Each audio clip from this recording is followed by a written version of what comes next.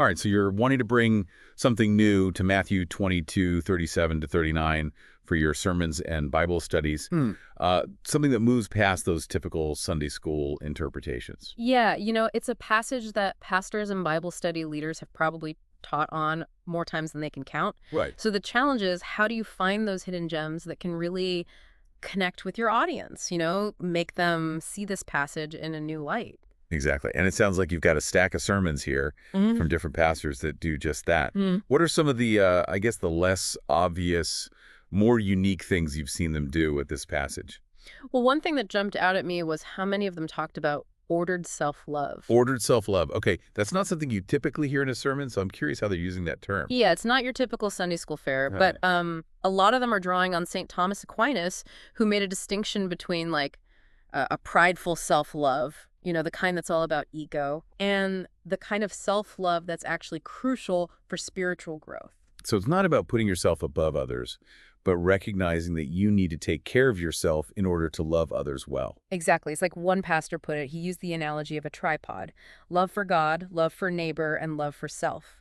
Each one is a leg of the tripod. And if you're missing one of those legs, the whole thing collapses. I like that. It's a simple visual, but it really drives home the point that all three are essential. Now, was there any pushback on this idea, that self-love should be a part of this equation?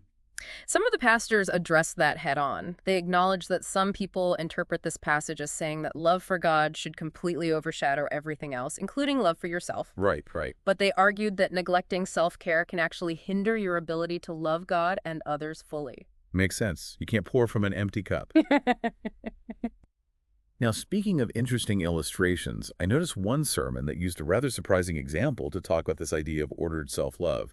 Miley Cyrus's song, Flowers. Yeah, I know, right? When I first saw that, I thought, where is this going? Right. But the pastor actually made a really thought-provoking connection. The song, if you just take it at face value, it's about self-sufficiency and independence, maybe even isolation. Okay. And the pastor argued that this kind of hyper-focus on the self, without a corresponding love for God and others, can actually lead to emptiness, not fulfillment. Wow, that's a great example of using contemporary culture to make people think differently about a familiar passage. It's not just about condemning pop culture. It's about finding those unexpected points of connection. Like, hey, this song that everyone knows, it actually speaks to something deeper.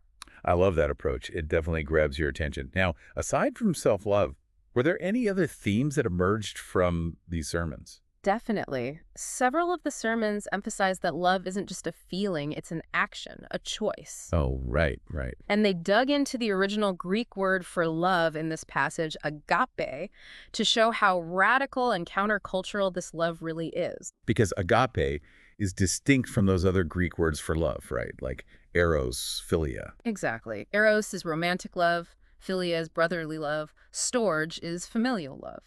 But agape is something different. It's a more selfless, unconditional love that's rooted in a decision to will the good of the other. So it's not about warm, fuzzy feelings or personal preference. It's about actively choosing to act in a loving way, even when it's hard, even when the other person doesn't necessarily deserve it. Absolutely. And one pastor used a rather unexpected illustration for this point: airplane safety instructions. Airplane safety instructions. Okay, I have to hear how he tied that into agape love. He pointed out how you're always told to put on your own oxygen mask first before helping others. Oh, right, yeah. And he connected that to the idea that you need to take care of your own spiritual and emotional well-being before you can truly love and serve others effectively. It's not selfish, it's actually essential. That's a great point. It ties back to that idea of ordered self-love that we were talking about earlier. You can't neglect your own needs and expect to be a source of love and support for others. Exactly. And that leads us to another fascinating theme that emerged from these sermons: the connection between love and emotional health. Okay, that's definitely not a topic that's commonly addressed from the pulpit. One pastor, though, he came right out and said it. He argued that you can't truly love your neighbor as yourself if you don't have a healthy relationship with yourself. If you're constantly struggling with inner turmoil or self-hatred, it's going to affect your ability to love and serve others authentically. That's a powerful message, and I think it's one that a lot of people, both inside and outside the church, need to hear. It suggests that taking care of our mental and emotional well-being isn't just a personal matter. Yeah. It's actually integral to fulfilling the greatest commandment. I agree. Now, we've talked about self-love and loving our neighbor, but what about the first part of the greatest commandment, loving God? Right. How did these sermons approach that aspect? Yeah. Well, one sermon in particular stood out to me because it tackled this question head on.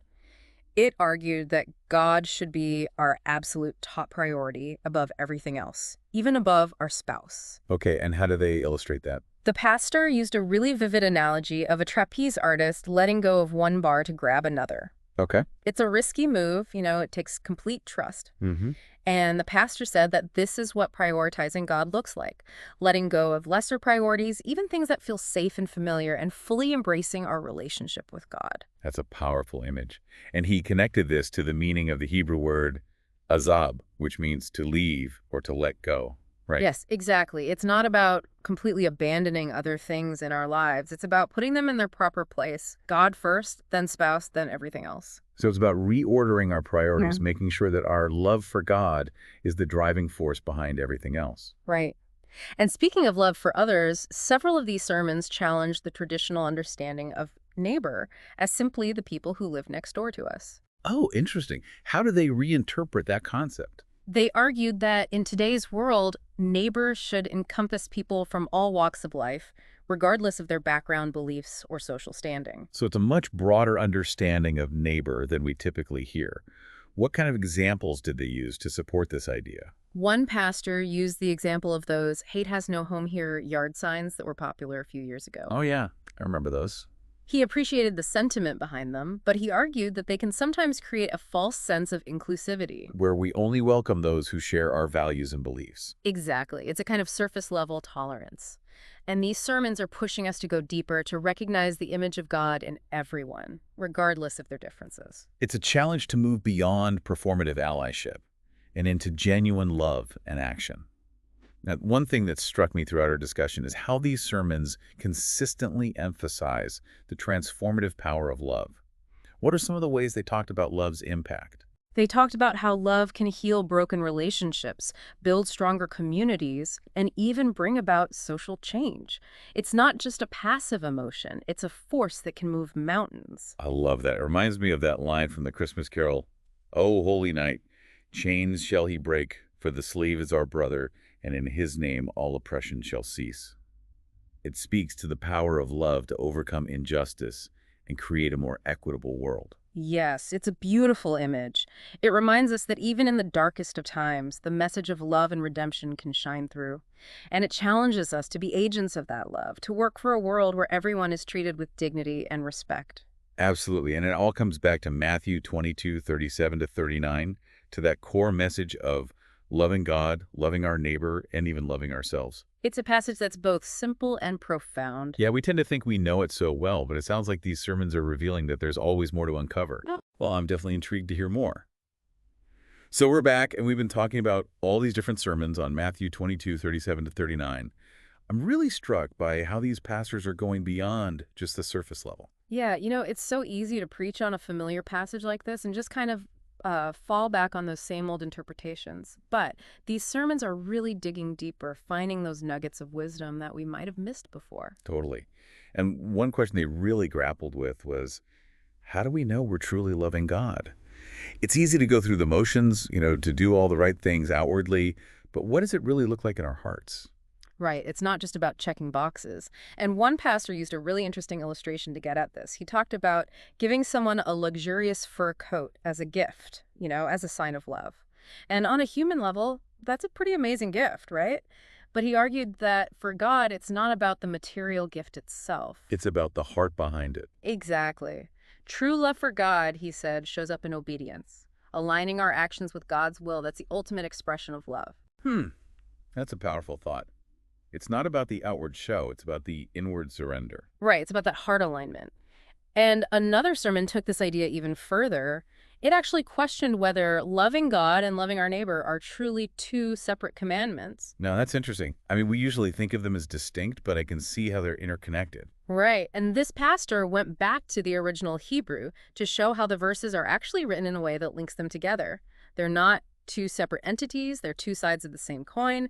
You can't truly love God without loving your neighbor, and vice versa. So you can't just focus on one and neglect the other. Exactly. He actually warned against falling into the trap of what he called humanism or mysticism. Humanism and mysticism. Yeah. He defined humanism as basically elevating humanity without acknowledging the divine, placing human values and reason above God's authority. I see. And mysticism, he said, is kind of the opposite.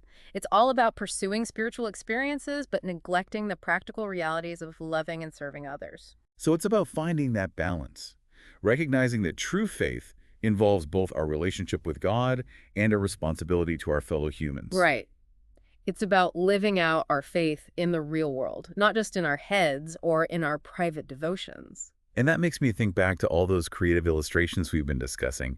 It seems like these pastors really understand the importance of making these concepts relatable, bringing them down to earth. Absolutely. It shows they're putting in the effort to connect with their audiences in a meaningful way.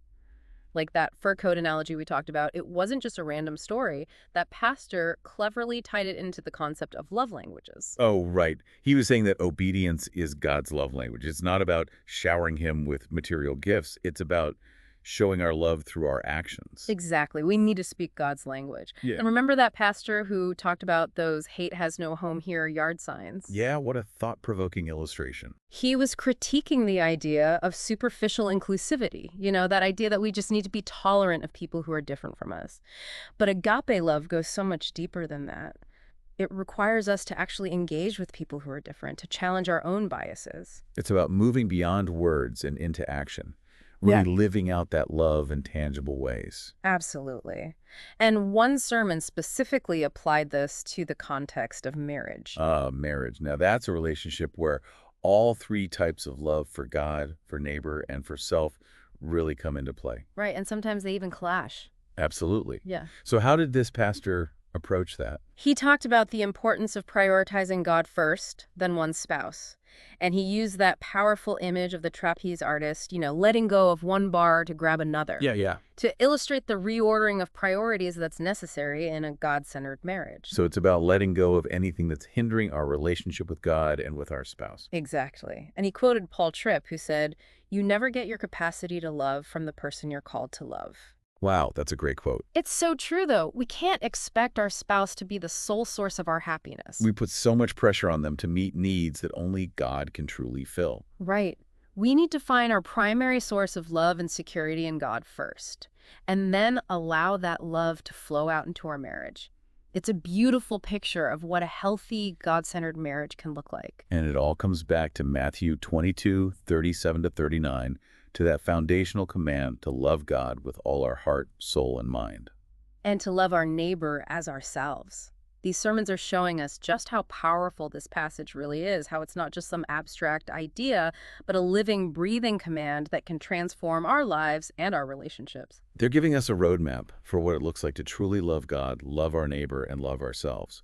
But, we've talked a lot about the different interpretations and illustrations, but I think it's also important to consider the historical and linguistic context. Absolutely. Sometimes diving into the original language and the cultural setting can unlock a whole new layer of meaning. It's like seeing the passage through a different lens. I totally agree. So let's shift gears a bit and explore that aspect in the final part of our deep dive. All right, so we've covered a lot of ground in our deep dive into Matthew 22:37-39. We've talked about different interpretations. We've seen some really creative illustrations. And now I'm excited to delve into the historical and linguistic context to see what else we can uncover. Yeah, it's like we've been exploring the landscape, and now we're going to dig down and examine the soil, the roots of this passage. Exactly. So let's start with that word agape. It seems like every sermon we've discussed has really highlighted its significance. And for good reason, Agape is such a rich word, so full of meaning, but also really challenging in what it asks of us.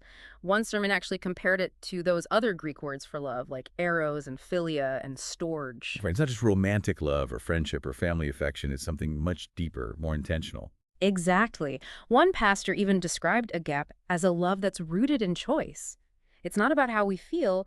It's about actively choosing to seek the well-being of another person, no matter what. It's a love that goes beyond our natural inclinations. Absolutely. And that's what makes Agape so radical, so countercultural. It calls us to step outside of ourselves, to see the world through someone else's eyes, and to act in ways that might seem completely illogical, even sacrificial. It's a love that we see modeled perfectly in Jesus. Now, another sermon delved into the Hebrew language, specifically the word azab, which means to leave or to let go. They tied this to the idea of prioritizing God above everything else. Yeah, that theme of letting go has come up several times already. Whether it's letting go of lesser priorities to focus on God or letting go of our need to control everything, it seems like surrender is a key part of truly loving God. And this pastor used that powerful analogy of the trapeze artist, letting go of one bar to grab another. It takes so much trust to do that. He said that's what it looks like to truly follow God, to let go of our own plans and desires and surrender to his will. Even when it feels scary or uncertain. Exactly. Sometimes it even means letting go of things that are good in themselves, but that might be hindering our relationship with God. So it's about putting God first no matter what. Right. Now, it's also really helpful to consider the historical context of this passage.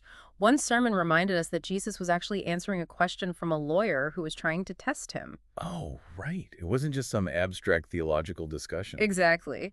This lawyer was probably looking for loopholes in the law, trying to either justify it himself or trap Jesus. And Jesus cuts right through all of that. He does. He goes straight to the heart of the matter, emphasizing those two greatest commandments, love for God and love for neighbor. And in doing so, he challenged the status quo.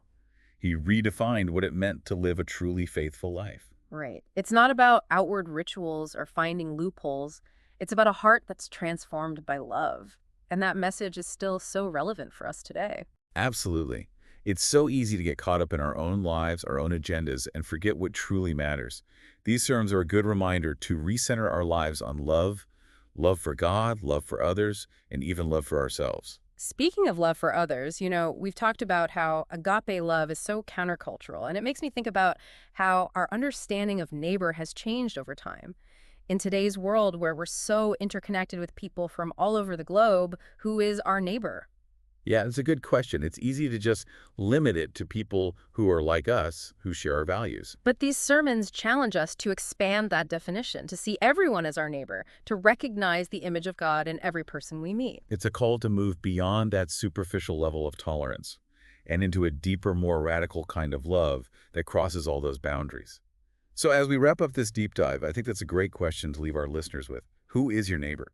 Yeah, it's a question that we all need to ask ourselves. And how can we demonstrate this agape love to those who are different from us, to those we might even consider outsiders or even enemies? Because that's the challenge that Jesus is giving us. It's a challenge to examine our own hearts, to step outside of our comfort zones, and to embrace a love that is selfless, sacrificial, and ultimately transformative. Well, I think this deep dive has been incredibly fruitful. We've explored the historical and linguistic context. We've seen all these diverse interpretations and creative illustrations. And we've really wrestled with what it means to live out this passage in our own lives. And it all comes back to that central theme of love. Love for God, love for neighbor, and love for ourselves. It's a message that's so simple, yet so profound, and one that we need to hear over and over again. Absolutely. Well, that's it for this episode of The Deep Dive. Thanks for joining us on this journey. We hope you've been inspired to go out and live a life of love, a life that reflects the very heart of God.